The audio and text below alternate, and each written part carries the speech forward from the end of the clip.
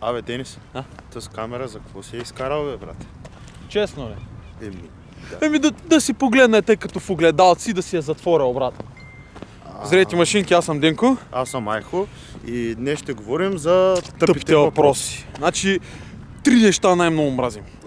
Да ям миди, Лелей. да седя в задръствания О, лелей. и да ми зададат тъпи въпроси. Мале. Обаче предпочитам цял ден да седя в задръстване и да ям миди, Да. отколкото ми зададат тъпи въпроси, братче.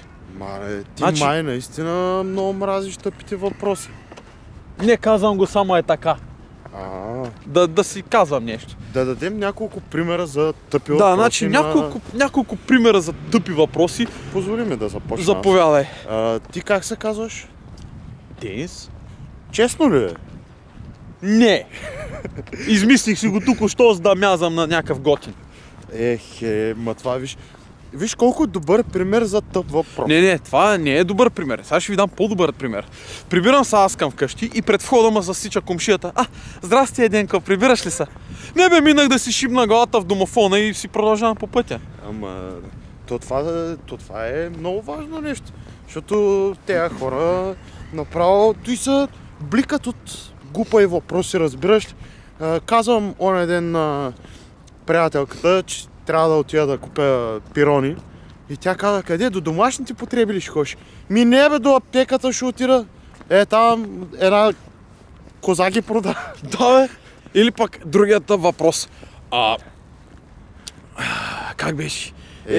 Прекалено много тъпи въпроси, чак ги забравям. Значи, представете си, не толкова като започва това, че жената, това е царя на тъпия въпрос. Разбираш ли? Значи, той жената може да ти зададат тъпи въпроси 24 часа от денонощието, братче. Без да се умори. Да бе, миличко, трябва да отида да купя хляб.